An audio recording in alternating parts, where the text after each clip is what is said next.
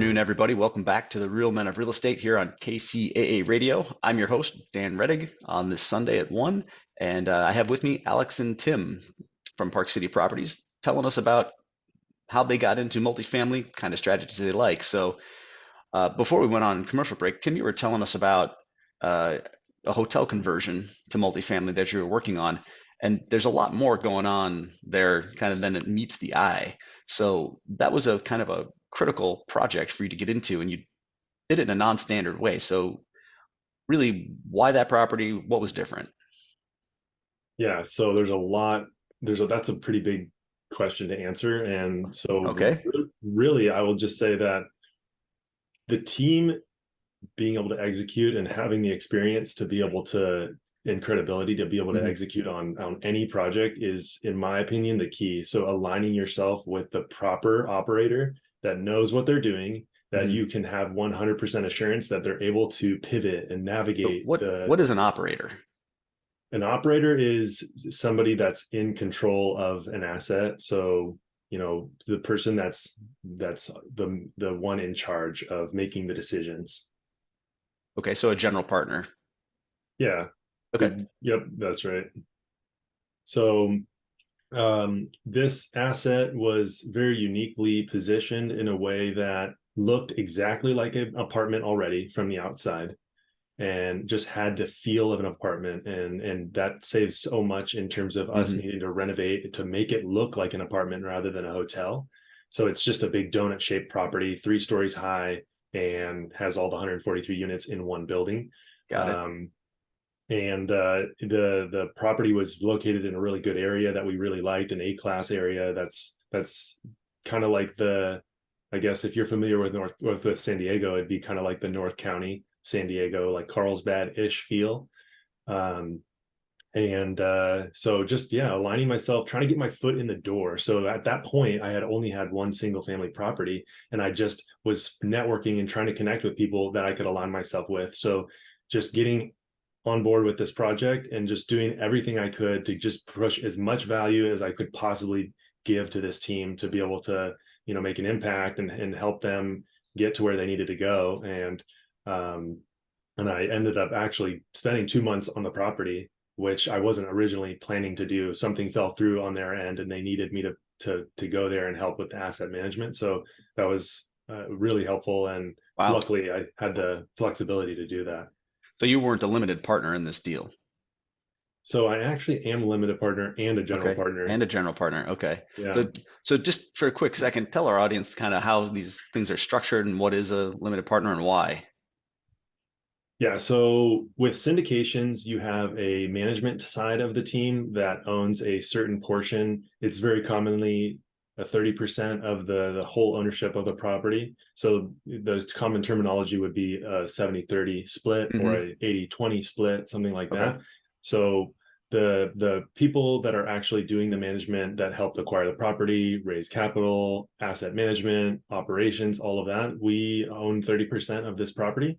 And then we raised capital. We raised about 4.2 million for this project, and those people that brought the capital to the table are limited partners. So they are able to we're able to pass on depreciation to them through we're able to um, give them all the benefits of the commercial real estate, like owning the commercial real estate versus something like a real estate investment trust. And But they actually don't have liability like the general partners, so they're limiting their liability but getting the benefits of ownership. Okay. Got it. All right. And so what were you doing on site then? If you're limited partner, general partner, and you're mixing roles, how did that end up playing out? What were your responsibilities additional? So yeah, so when we this property was actually one of 7 that the previous owner had in the area, and he was using this asset as a storage unit, kind of. Oh, So wow.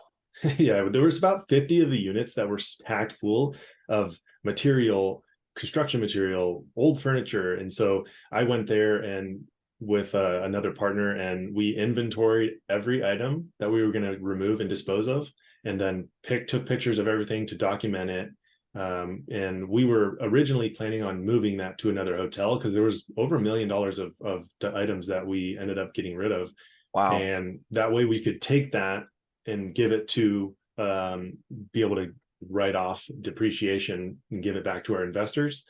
But that was one of the main reasons that I went down there. And then the other is I had a demo crew demoing 46 units that were unrenovated. Hmm. Taking And advantage of your construction experience, no doubt. absolutely, yeah. So it's a big process, and we're still in the process of getting those units up and ready, but the permitting process takes a little bit of time, Hmm. and so we still need to get some permitting checked off and everything for that. Wow. All right. So that's a pretty huge project, and you're very involved, it sounds like. So, Alex, could you contrast that a little bit with how things work typically for someone investing in multifamily, especially as a limited partner? Yeah, there's so many takeaways from that part of Tim's story. One of the reasons why we love multifamily is that you can focus on the aspects of the business that you're good at and team up with other high performers in the other aspects of the business and get things done, get bigger things done rather. And me starting off with a house hack here in San Diego was awesome because I could buy, like, I had the intention to buy a multifamily because I wanted the experience of property management, Hmm. earning the right. I always had larger aspirations, but I wanted to earn the right to even go down that path. And what I realized after a 2 month renovation process, we renovated the whole. It's here in Logan Heights. If anybody knows, in San Diego, we used to be pretty pretty ghetto, but now It's a little different now. it's good now. It's good now. What I realized was I was sitting on the couch at the end of that summer and I was like, wow, I turned 2 units, turned a duplex into a triplex. It was like a $70,000 renovation budget, plus down payment. Basically, it was, all I had at the time. And it's like, man, now I have 3 units. I did all that work for Yeah. 3 units, and I was like, I'm never doing this again. Never again. So if my takeaway at the time was if I had aspirations to go larger, then what is the next step? And from there, we just started going to local RIAs. I started learning more about the kind of commercial space overall, and figured out that I can do acquisitions, maybe investor relations, raise money, and if I were to have a partner, it would need to be somebody who could handle more of the asset management, construction side. Enter Tim. Hmm. So you're And going to leverage your sales background and yeah. yeah, I kept asking people. Lisa Schaefer, also I met through the RIA. I asked her. It was in December. Hmm. I said, "Hey, I'm in software sales. What's my superpower in real estate?" And she said, "I think you could do acquisitions." And I really focused in on there. And fundamentally, if you think about, you don't really hire an on-site, it's just for people's reference. There's different levels of multifamily. The larger you go, the more staff you need. You might need somebody who stays on site past 50 or 60 units full time. But under that, it's effectively the same math. If you have the deal, the property, you analyze the income and expenses, you have reasonable comps, you have the debt, okay, which was a huge part of my story and how I was able to cash flow my San Diego property after only 2 months. Hmm. Um, and That's then you, impressive, by the way. yeah, it ended up being a great home run. My intention was only to make, hit a single, I think, as Brandon Turner would say, in bigger pockets. But Yeah. the rent was going crazy. It was during pandemic. I also got crazy low interest rate. So that combined with doing some things creatively on the renovation side, we Hmm. did well. Yep. Seize the opportunity. Good timing because you created that though. Yeah, it was certainly good timing. And but yeah, the math is fundamentally the same. It's not more difficult. I try to keep things as simple as possible.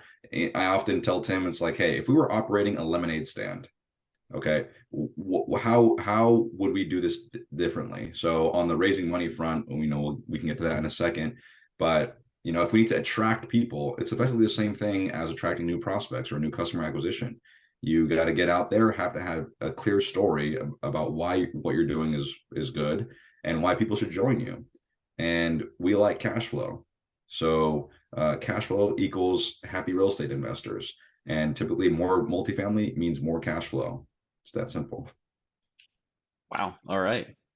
That's quite a. I'm surprised how similar single family is actually. but still so different from what Tim did in the hotel deal, where it's not about the cash flow, it's about getting involved and getting his hands dirty. So And I know we can get into it in a second about how newer people can get into multifamily, but I just asked everybody who was way more advanced than me. I just asked a lot of questions. How did you do it? What regrets do you have? What would you do differently? And I kept running into people who were repeat offenders of being limited partners, LPs. yeah. Meaning that they had money and to invest and they want to get a return on that money, but they're telling me they have aspirations to own themselves. And I was 27 years old at the time, having my first property, and I was like, well, how can you get into it yourself? And in my mind, sacrifice, it's still time. You're still spending time either way. So might as well spend the time doing the thing that you want to do. And I was searching for a way to be a small percentage GP and just learn from an experienced operator. And Tim was executing that story as we were kind of getting to know each other a little bit better. And that's the mindset. Sacrifice short-term money now to start learning skills. You need, and by now, I mean, wherever you are in the journey, it doesn't matter your age. We have people who are 10 years younger than us, who are like 5, 10, 20x more successful than us. So it's not about your age. It's about where you're starting. Focus on the skills you want to develop. And then, unless you need money tomorrow, then you should do something else. But if you don't need money tomorrow, then focus on the skills and go from there. That's something you can do maybe part-time, and while you demonstrate that you can do things, you can try and trade for mentorship, I guess. That's how we started. Yeah, that's pretty great. All right, well, we got to take a commercial break here, folks. So we'll be back here at KCAA Radio after these messages. Thanks for listening.